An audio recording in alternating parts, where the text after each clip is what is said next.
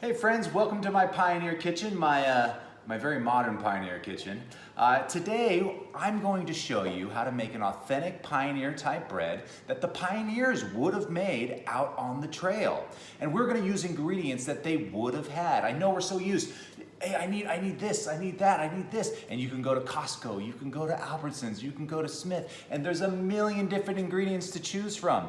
But the pioneers didn't have that kind of convenience. They were either limited to what they could bring with them, all right, or what was around them. So let me show you what we're going to use to make our bread today. The ingredients we're going to use today to make our authentic Pioneer bread, well, we have 3 cups of all-purpose flour and 1 cup of bread flour. Now the reason for the 1 cup of bread flour is because bread flour has a lot of protein in it, and that's what gives your bread a nice chew. Our next ingredients are 1½ teaspoons of baking soda, 1½ teaspoons of cream of tartar, and 1½ teaspoons of salt, and 2 tablespoons of sugar. These are all things that the pioneers could have brought with them. Our next ingredient is 1½ cups of low-fat buttermilk. Now, I don't know if they would have had low-fat buttermilk, but they definitely could have had buttermilk out on the trail with them, especially if they brought cattle with them for their journey. Our next ingredient is about 3 tablespoons of butter. Well, if they had cattle with them, they had milk, and they could make butter. So pioneers definitely would have had some butter with them out on the trail. And then the final thing that we need to make our authentic Pioneer bread is a big, heavy cast iron pan. Pioneers would have brought this with them, and they would have used this to cook all kinds of things in.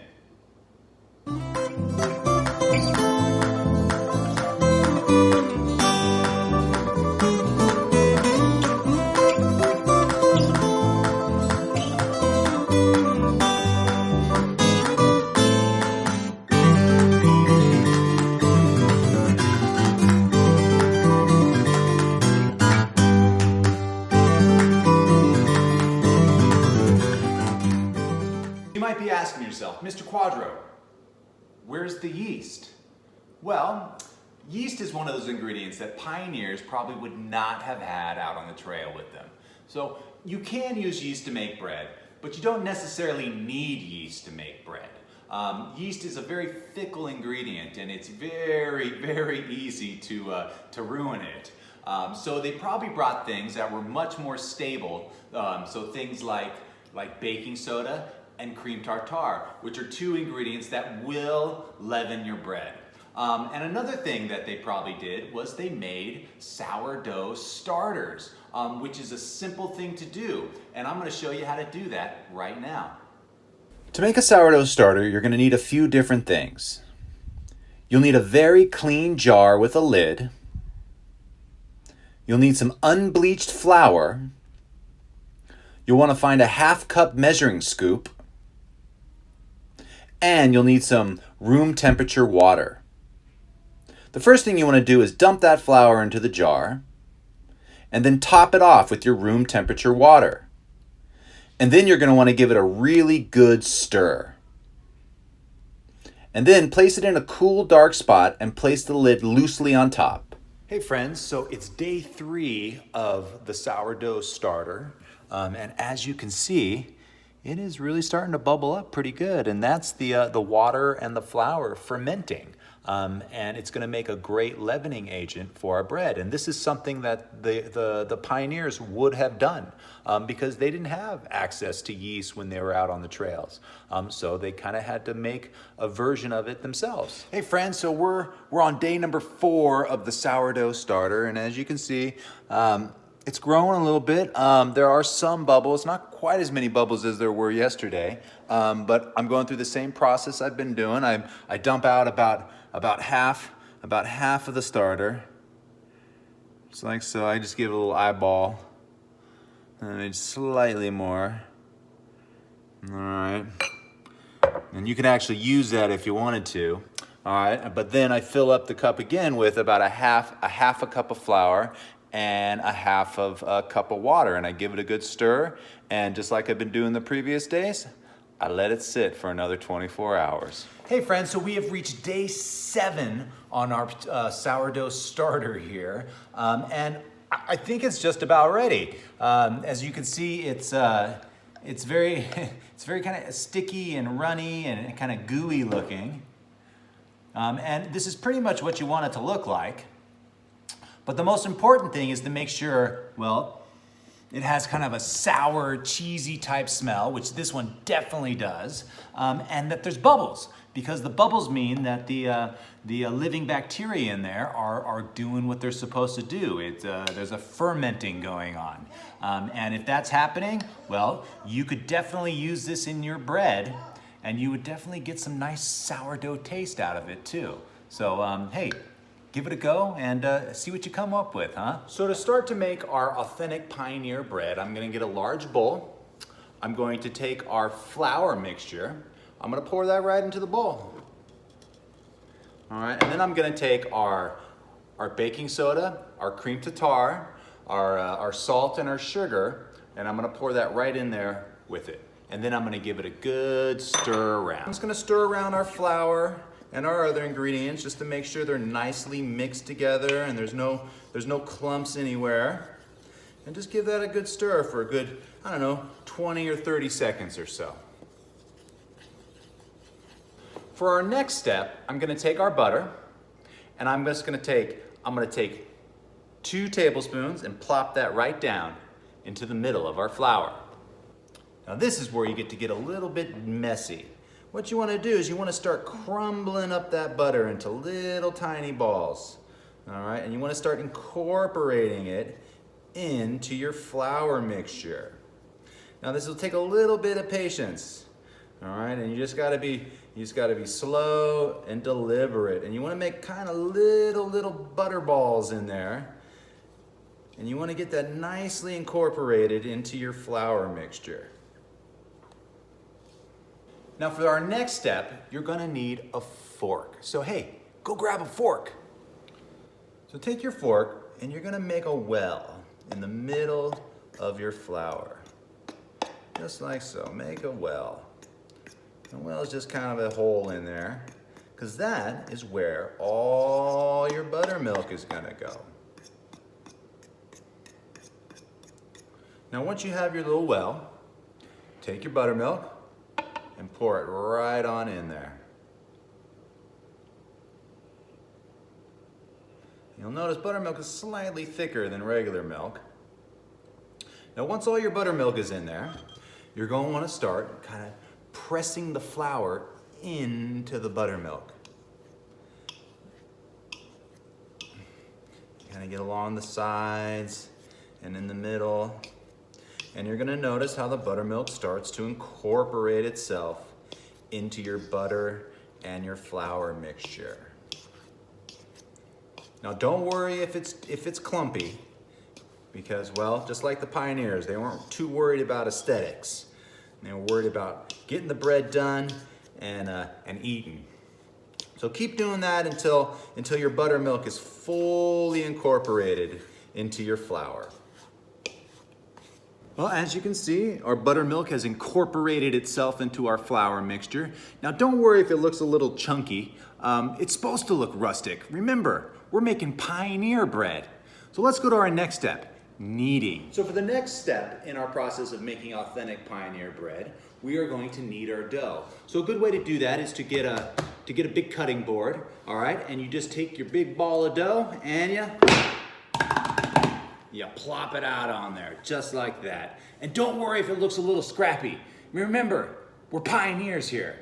So we just start kneading our dough lightly, all right? And we don't want to knead too much, all right? Because, well, you know, when your hands are hot. And what happens when your hands are hot? Well, it starts to melt all the butter that we put in there. And we don't want it to melt yet.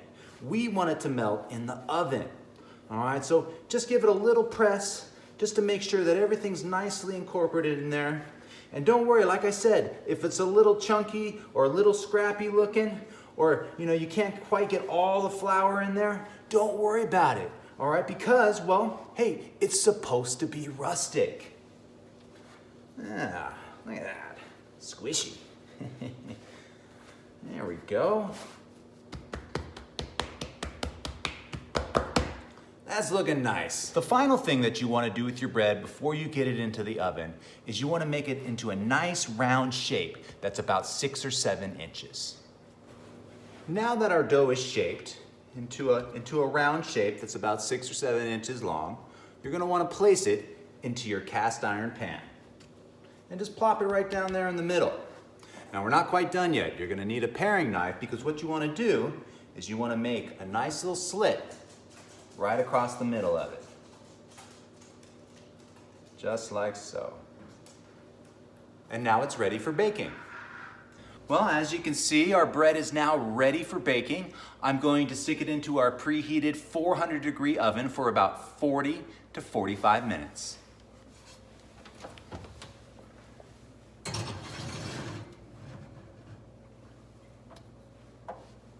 As our bread is baking, I thought it would be fun to show you how to make some homemade butter. And in order to do that, all you need is to get a mason jar with a lid, all right? And I also got this mixing ball right here, all right? And I have some heavy cream. So to get your butter going, you want to take your mason jar and fill it about halfway with your heavy cream. That will do. And then you take your little mixing ball. You can even use like a clean marble would help, all right? And you just want to plop it right in there. And then you want to take your lid and you want to make sure that it's nice and sealed and tight on your jar. For those of you who would like a little bit of a saltier note with your butter, you're welcome to sprinkle a little bit of salt into the jar too. Now this is where the real fun comes in with making homemade butter. Now this butter ain't gonna churn itself. What you're gonna have to do is you're gonna have to shake this jar like crazy. Get going.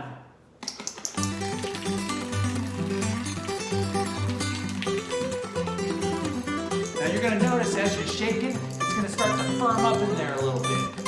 It's gonna feel like it's harder to shake, but that's when you start shaking the hardest.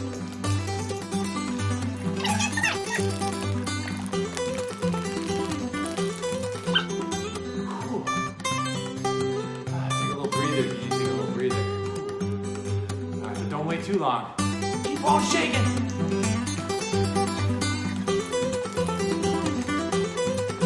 Now it's going to take you about 5 or 6 minutes. All right, but eventually you're going to have some butter. Whew. Wow.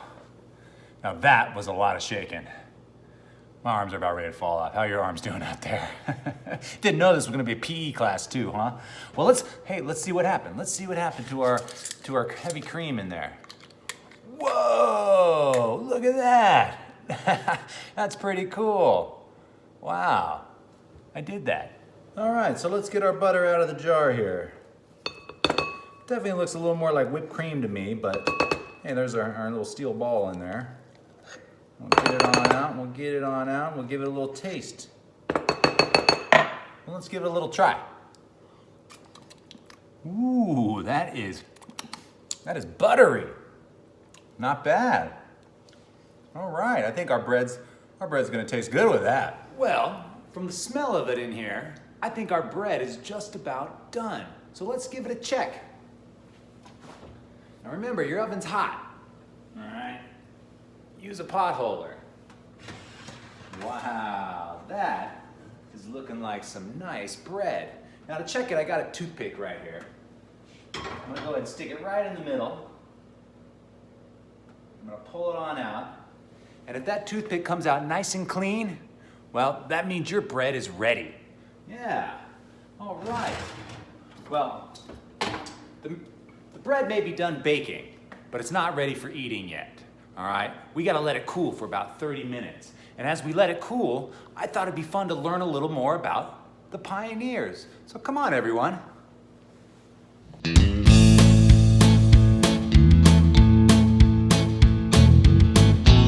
Hey friends, I'm out here in the wilderness of Inspirata. And I thought, as our bread is cooling, I thought it'd be a nice time to learn a little bit about who the pioneers were and why they came out west and really what they were all about.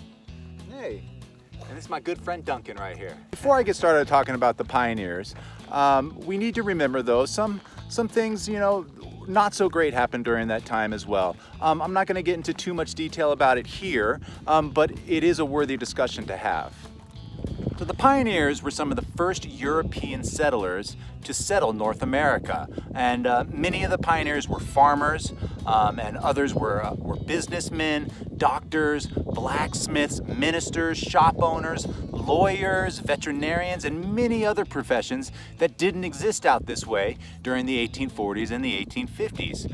And many of these settlers went to places like Oregon, Texas, Nevada, California, all right, and a lot of other areas in the frontier land.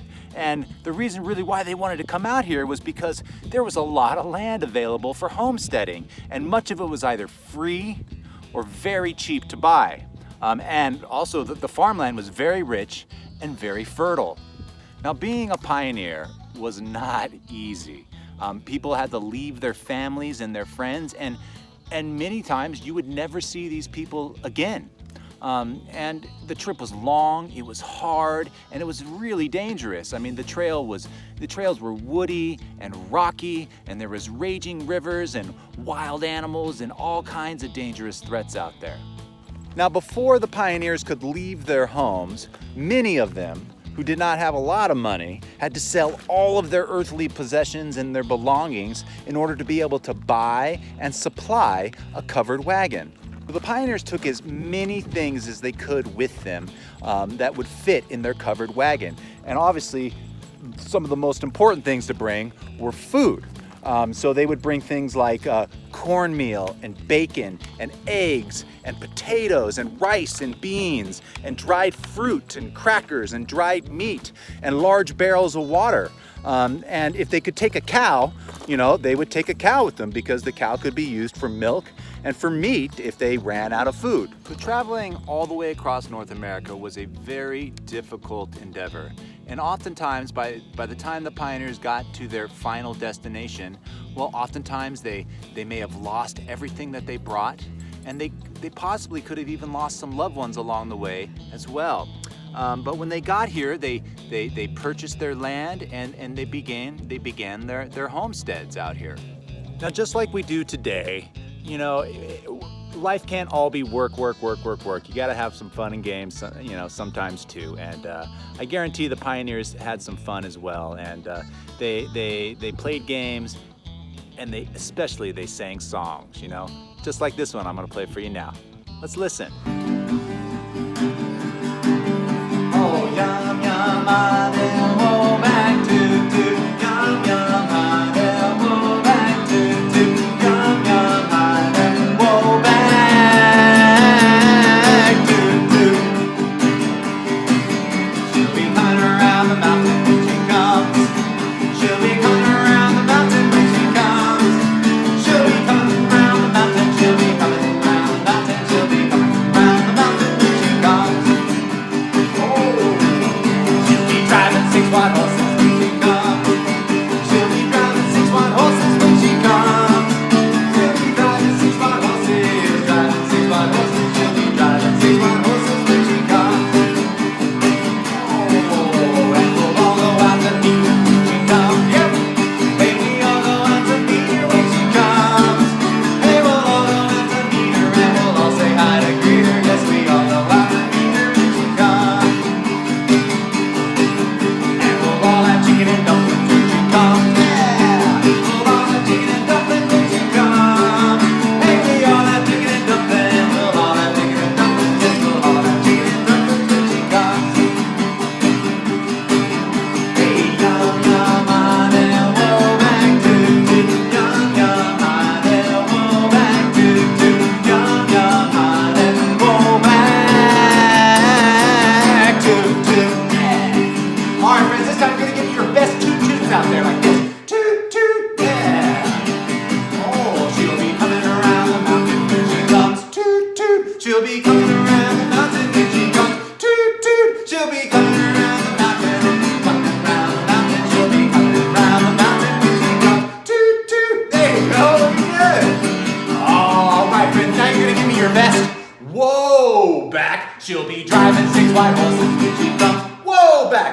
be driving 6 white horses when she comes. Whoa, back. She'll be driving 6 white horses.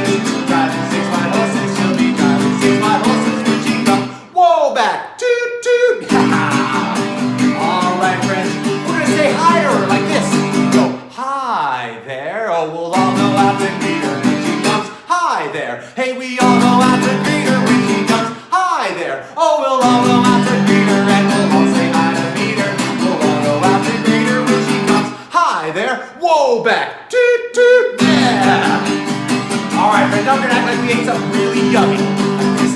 Yum, yum. Hey, we'll all have chicken and dumplings when she comes. Yum, yum. Hey, we all have chicken and dumplings when she comes. Yum, yum. Hey, we'll all have chicken and dumplings. All have chicken and dumplings. Yes, we'll all have chicken and dumplings when she comes. Yum, yum. Hi there. Whoa, back. Toot, toot. Yum, yum. Hi there. Whoa, back. Toot, toot. Yum, yum. Hi there. Whoa, back. Toot, toot.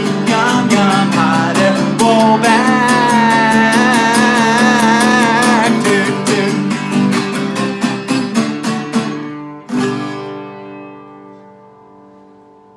I couldn't imagine being a pioneer. It had to have been a very difficult life, almost just a near impossible endeavor to just cross the country like that with all of your earthly possessions and your family members and your kids and your pets, and not really knowing what was going to be coming next. It had to be scary and terrifying and all of that. And you know, they must have been very hardy people in order to be able to do that.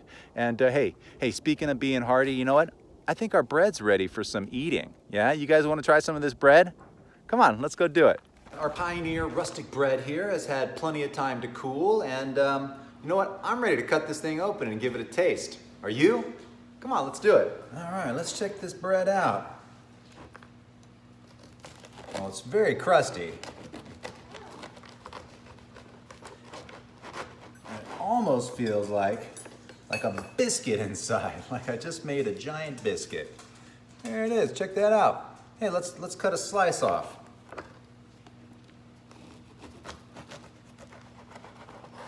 There you go. All right. Hey, and we'll take a little bit of this this homemade butter. We'll spread that on, and let's give it a try. All right, this looks good. Huh.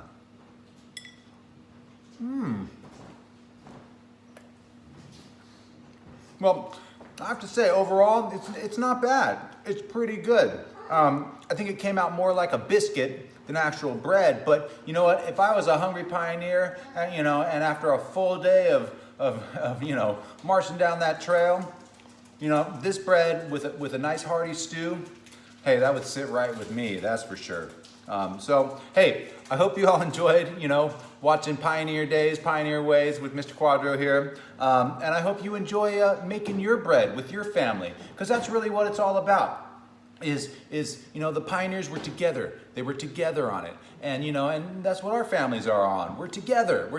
And, you know, I hope you enjoy, you know, making this bread together as a family and enjoying it at your dinner table together. So, hey, friends, until our next time, hey, Pioneer Days, Pioneer Ways, and, you know, have a good one.